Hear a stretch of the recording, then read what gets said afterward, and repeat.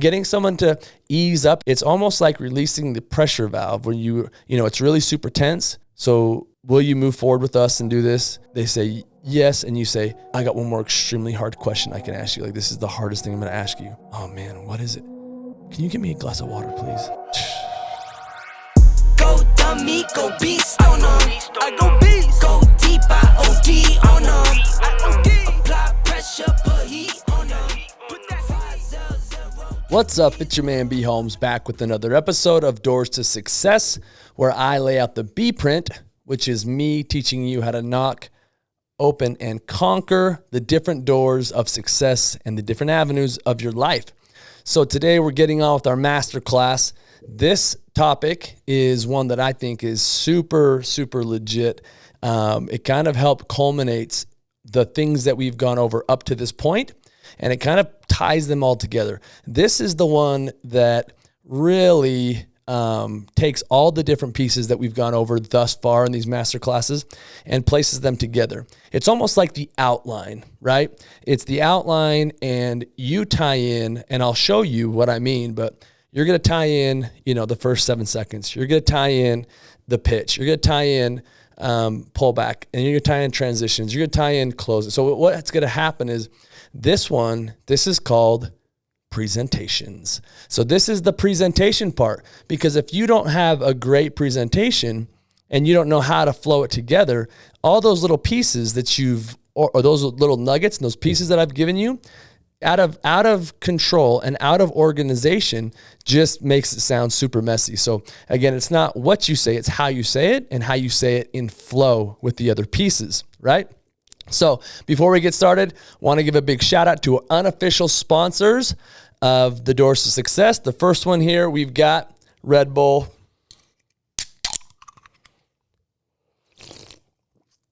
Shout out to Red Bull, continually providing the nectar and the juice and the honey for the beehive here. I need to get going here.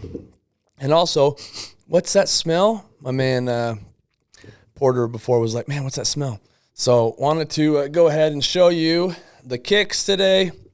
We've got, these new ones, but the smell of that, what you smell, that is Crepe, the unofficial sponsor of the B print and Doors to Success. What you do is you spray them on your shoes, backpacks, hats, and other things, and it becomes water resistant and spill resistant. So I sprayed those on today. They might smell like kind of fresh paint, kind of a hairspray type smell, but it goes away. But I just got them in the mail. I had to look good, had to match the Panerai with the blue band, orange stitching, got the orange hat, orange kicks, got this awesome optimism. I'm an optimist shirt today. Well, I had it, so I wore it today, and just felt good, right? So as I was feeling good, I was like, man, I want to train on presentations, because this is what presentation is all about. It's about feeling good. It's about knowing who and how you're presenting and what you're presenting and how it's flowing together. Me right here, this is my presentation. This is me. I am the presentation. I am you. You are the walking billboard. If you're in sales, you are the walking billboard. And how you carry yourself, how you speak, how you pronunciate, the message you deliver, the messaging on how you deliver your messaging, the way in which you deliver, how you listen, all of it. This is presentations. So very excited to jump into it. Want to start off with giving credit to the very first thing you got to do, and this kind of sets the stage. So as you're prospecting, right, we got to back it up. So as you're prospecting, you're already starting your presentations segment, because what that means is you're already taking notes. You're already mentally, logging things. You're seeing flags. You're seeing cars. You're seeing, different things, little bikes on the grass, or you're talking to someone and you're hearing things. So you're picking up these pieces of this person, because now you're going to start to put those hot buttons into the presentation.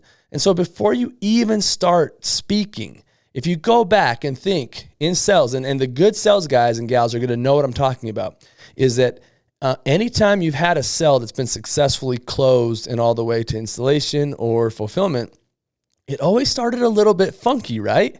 It always started like a little bit out of whack. Like you didn't do it normal. You didn't knock the door. You didn't pick up the phone. You didn't deliver the messaging. What you did do was you probably grabbed the newspaper, or you probably brought in the garbage cans, or you probably did something a little bit differently that allowed it to be more personable. And that's the first section of prospecting, presentations, which is BRTing, build relationships of trust.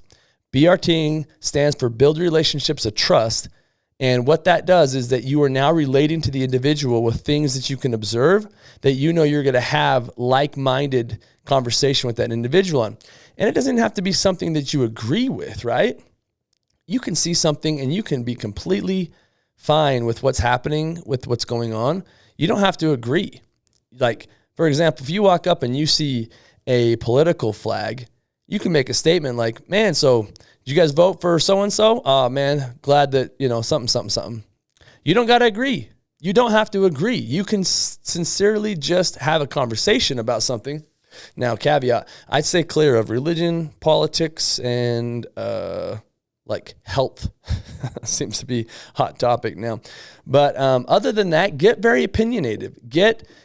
Bring your characteristics and your personality to the surface, because this is where you're really going to make sure that they know who you are, because that's what causes someone to be interesting, is you to be, have conviction and you to have great stories. So with BRTing, you got to be very careful though.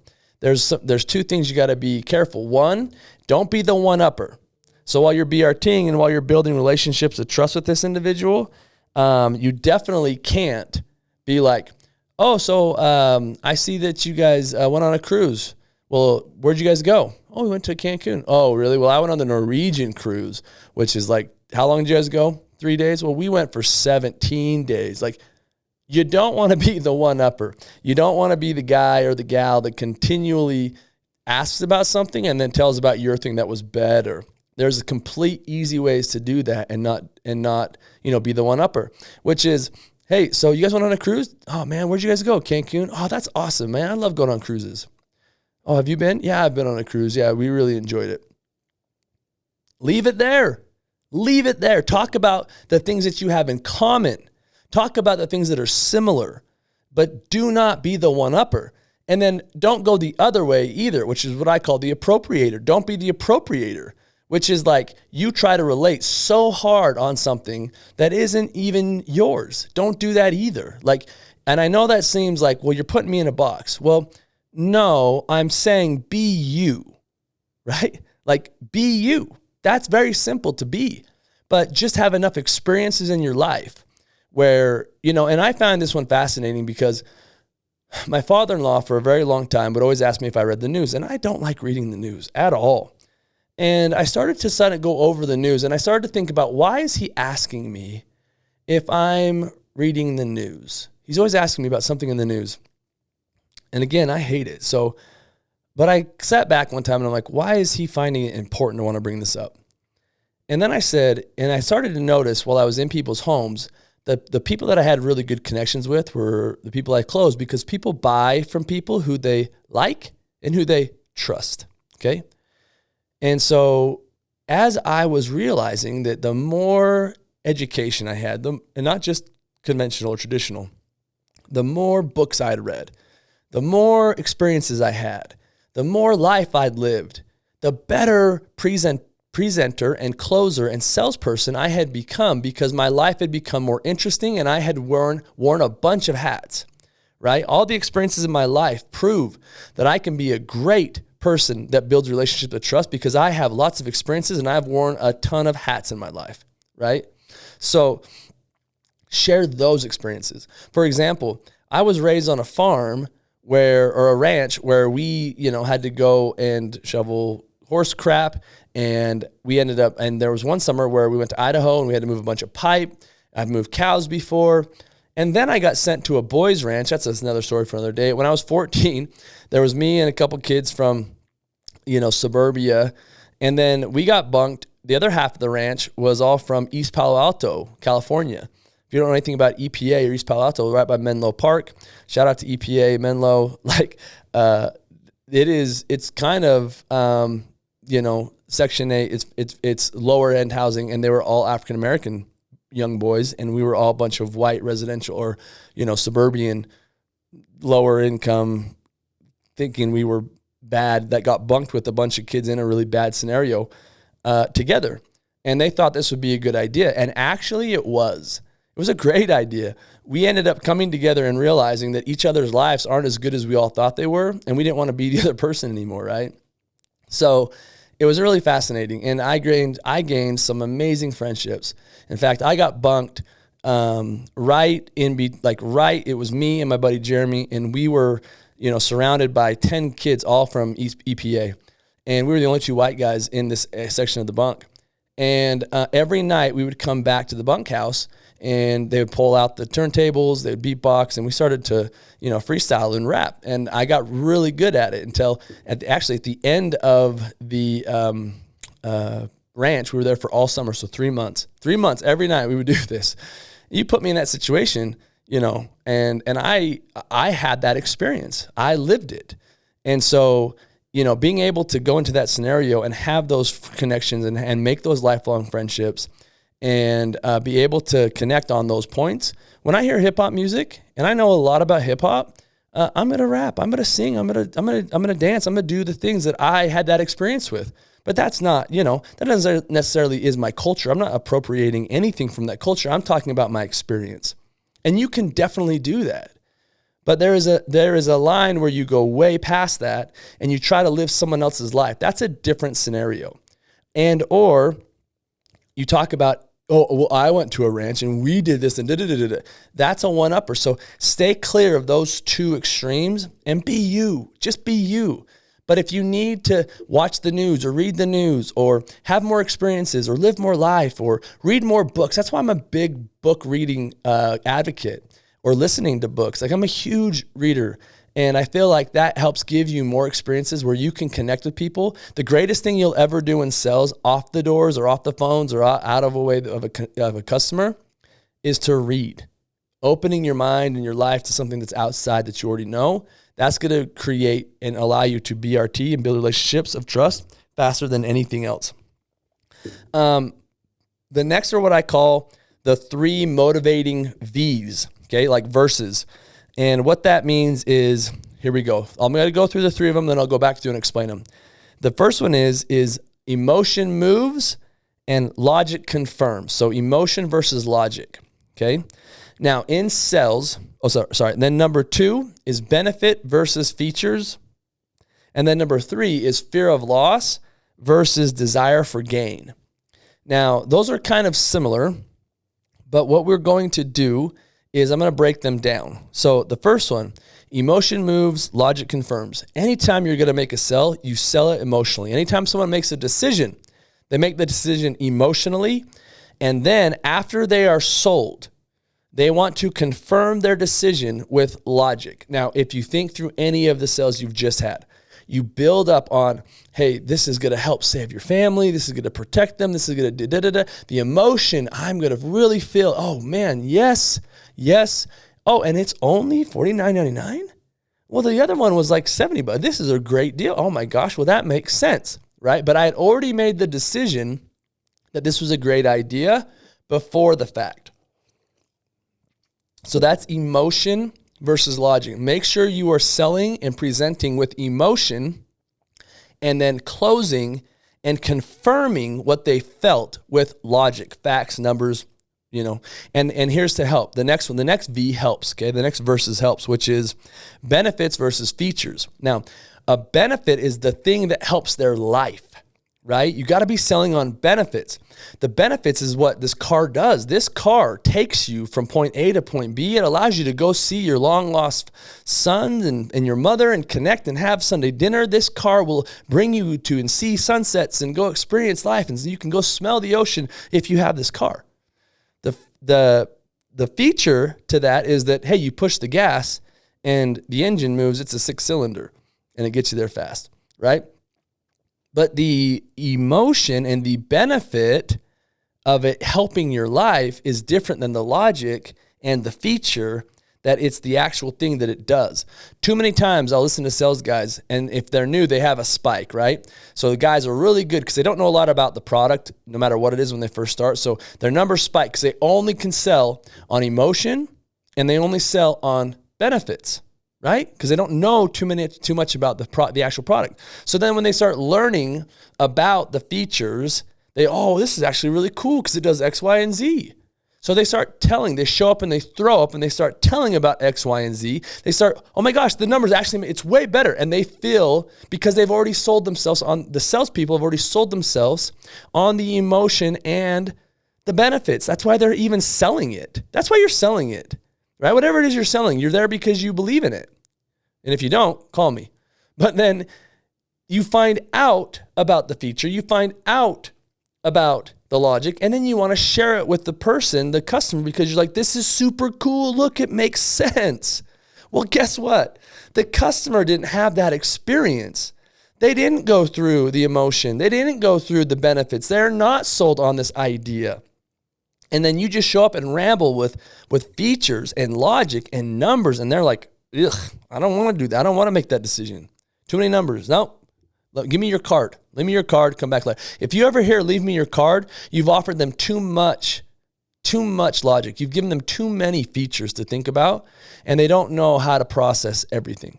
So you got to listen in BRTing. You've got to listen while you're actually being you and watch your surroundings so that you can take in where it is their hot buttons and their love languages, right? How do they want to speak? How do you need to communicate? Are you talking about dogs or cats? Are you talking about soccer or basketball? Are you talking about the Denver Broncos or the Dallas Cowboys? You need to watch and listen to your customers so when you start to present, you use the talk of the 88 Cowboys when you had Emmett and Aikman.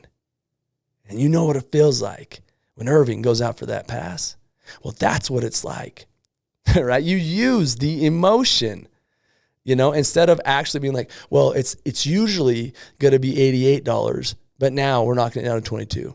No, I could use Emmett and Irving and, instead of, you can tie things together emotionally, and then you talk about the benefits. It's going to feel like this. It's going to smell like this. It's going to help you in your life like this. And boom, here's one quick little feature. It's what it does. Here's one quick little logical thing that confirms. And if you do that, you will see your sales spike and skyrocket. So if you're too busy, if they're too busy for you, if they want a card, just leave a card. If they want to think about it, you have flooded them with logic, and you flooded them with features. So stop. Think about emotions and building and visualizing, and go back and watch my overcoming objections and the takeaway and the transitional masterclasses we did where I talk about the birthday cake. Build the birthday cakes and pull that away. That's all emotion. That's all benefits. Birthday cake is 100% benefits. If you don't know what a birthday cake is, go watch Overcoming Objections. Go watch Transitions. Learn about the birthday cake, okay? And then all about why that works. Okay, the third one is the fear of loss is greater than the desire for gain. So if you can help show someone they're going to miss out on this opportunity, or the tax credits are going up, you're going to miss out on all the savings. Instead of, you're going to get a really great deal and these panels are going to be on your roof and they're going to provide all of this for you. People don't want to gain something, but they definitely don't want to lose it. People are cool to gain, but they definitely don't want to lose. So if you understand that psyche in people's minds, and you understand that you need to figure out a way with your product and with your BRTing and with everything that you've observed, if you can figure out how to take what you've seen and observed, put it into an emotional presentation that you can talk and use examples that you've really lived, that you can connect with them on, that they know, and they can use, and you can use analogies that they would remember and they would know. And then you talk about the emotion and how it feels, right? And then drop one kind of confirming bit of logic. And then you talk about the benefits and how it's going to help their life and make their life easier and more and more fulfilled, and then add a feature. And then you talk about how they could lose all of this. This could not be around if you don't act now, or if it's not going to work, well, I can just work with somebody else. And if your roof doesn't qualify, and if I can't do it for you. instead of, hey, you get all this awesome stuff. You're now turning into what I call the hot person in school, and you have people chasing you. You need to be the hot person in school who's walking around and having people chase you. Get them to chase you, and you get the customer to chase you by fear of loss instead of desire for gain. Hope that those 3 V's make sense. You master that. You master presentations. So take time and really think about what I've gone over, what I've taught here, and that will help you immensely. Okay. The next is focusing on communication. How do you speak? Okay. Now there's a couple ways. There's 6 of them. Okay. There's 6 things you need to pick up on. And it's not just communicating like speaking, because we kind of already spoke about that with BRTing, not one-upping, not appropriating. How does that all work? Okay. But number 1 is the non-verbal communication that you have to master. I'm going to say these words. You're going to write them down, and then you're going to go through and figure out how you're going to master these things, okay? So I've got attitude, delivery, behavior, sarcasm, jokes, dismissal, hand movements, and sound effects. As you've already watched, I use my hands a lot. I use sound effects. You've already listened and you've already heard, you've already seen. And I try to, activate everyone's senses, all their senses. I'll try to use sound. I'll try to use vision. And so I'll use sound effects all the time. I use my hands to catch your attention all the time. These are these non-verbal communicative cues and ways of communicating that you help the customer stay engaged, right? Now, what about attitude? We talked about that in prospecting, so go watch prospecting. Delivery, we talked about delivery and tone in transitioning, so go back and watch that one. Behavior, also with PMA, positive mental attitude, and getting your why confirmed in the first one, so go watch that one. Now, we haven't talked about sarcasm, jokes, and dismissal. Now, those are very important ones, and if you don't know how to do these, probably don't do them. But if you can, they're so valuable. They're so good. For example, when I say sarcasm, it's like, hey, so you're probably pretty happy with that utility bill, right? With it going up, 3% every year. Like, you're pretty happy with your power company? No, I didn't think so. So using that sarcasm the right way, you got to be good. And it takes years of practice, right? It takes years of communication. So even the fact that I can pull that example out of my hat right now is something that you can tell that I've used in homes and in living rooms before. Hey, is that who's yelling at you on the line? Is that your old lady? Man, everyone's got an old lady that's yelling at them. What'd you do this time? What'd you do? Right? You on the couch last night? What was her name? I mean, seriously. What are you doing? So getting someone to laugh and getting someone to ease up, it's kind of like I talked about releasing the pressure of the tire. After you actually do a hard close, and we'll go over closing as our last final masterclass, but as you talked in closing, it's almost like releasing the pressure valve when it's really super tense. So will you move forward with us and do this? And then they say yes, and you say, well, I got one more extremely hard question I can ask you. This is the hardest thing I'm going to ask you. Oh, man, what is it? Can you give me a glass of water, please? It's just like you lean over and you build the momentum where it's almost going to pop in the cell, and you have 2 or 3 really simple ways of diffusing the emotion or the tenseness, right? And how you do that is you have a couple really good one-liners, which are, I know this is the worst time because I've got one more horrible, horrible thing to ask you to do. I can't even believe I waited this long to tell you. Do you have a pen I can borrow? Is that it? Yeah. Oh, of course I got a pen you can borrow. Oh, good. Oh, you know what? I got a pen right here. They start laughing, right? Knowing how to use that little tool is super valuable, and you'll want to know how to use those and those little pressure gauges that I call them, that you can just kind of decompress that tire if it gets built up. So the other one is dismissal. So if you're talking about any kind of competitive bid, well, so-and-so did this. And I'm like, well, yeah, but did so-and-so also have 20 years on their warranty while we're 25 years?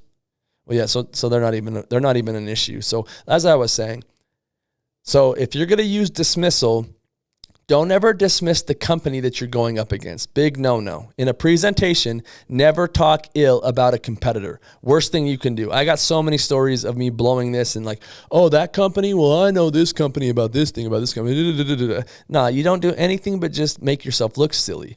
I've lost so many sales that way. Finally, I said, I'm going to stop talking about the company. I'm going to talk about the thing they're offering. Let's talk about the benefit that mine will benefit more in their life than what they're going to get over there, right? So focus on that. And the way you do that is, so you know your competitors' offers, okay? And you know where you beat them. Hey, so what happens after year 20 with that one over there, this option here? And I'll always say with this option over here. What's the option? What is it? What's the warranty year? 20 years? So what happens from year 20 to 25?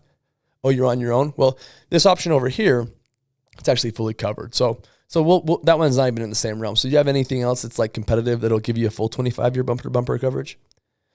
So that's how you dismiss it without talking bad about your competitor, and that's how that works. So hopefully those were helpful. You wrote those down. We can dive into those later with our one-on-one, with our group coaching and mentoring, but that gives you an idea to focus on those things that have seemed to be very important in my experience while I'm selling, okay?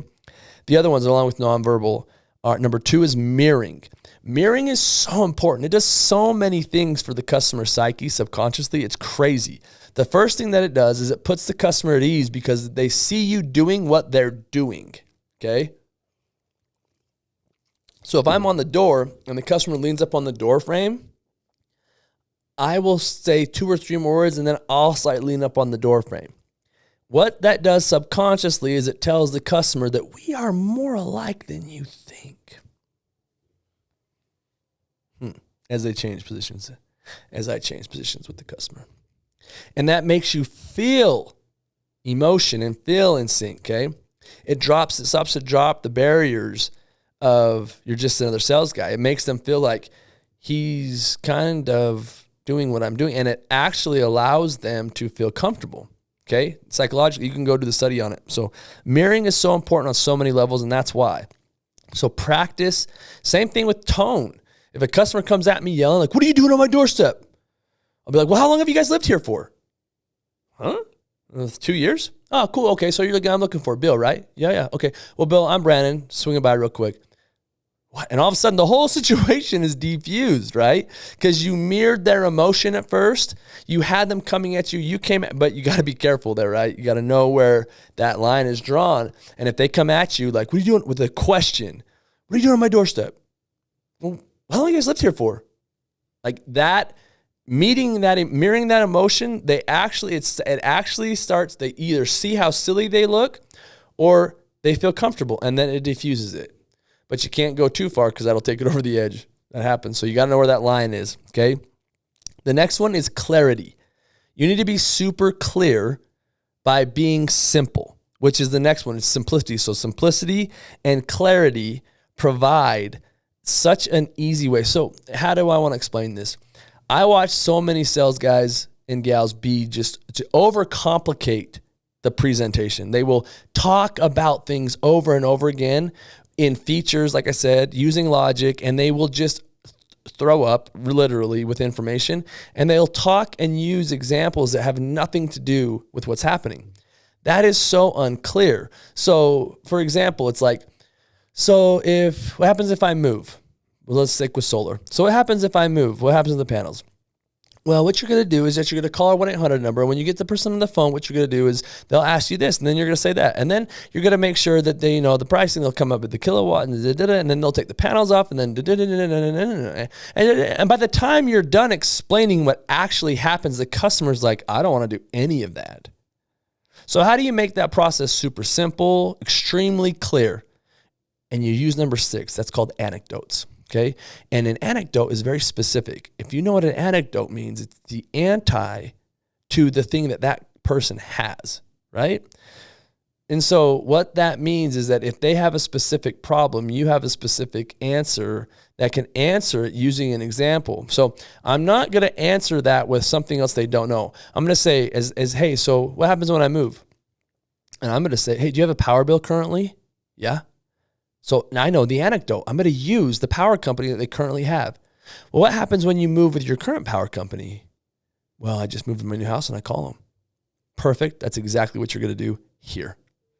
And in that way, you have simply been clear and simple. You've used less words by using an anecdote that allows that person to think clearly and simply, and it's just very, very easy.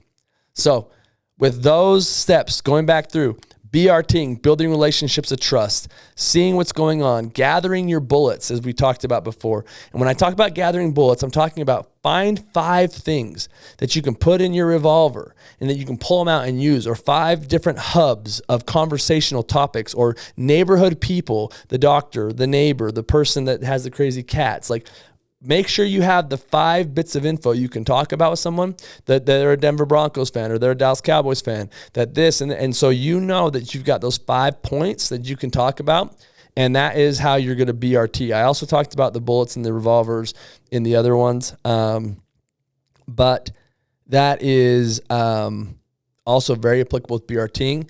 Do not one up, do not appropriate, be who you are, be you, be interesting. In the way that you don't do those things is that you go learn and read and travel more and experience more, okay? Know the 3 V's, the 3 verses, right? Emotion moves, logic confirms, benefits versus features, fear of loss versus desire for gain.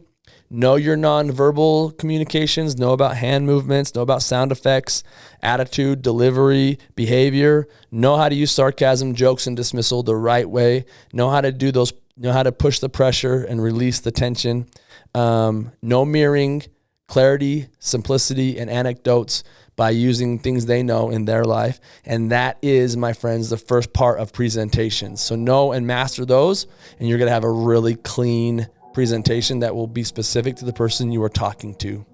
Without further ado, till next time, it's your man B.Holmes. Thank you for listening to the Doors to Success podcast. Don't forget to like, share, comment, and subscribe for more. Visit bholmes.com for more information on how you can join the B Print.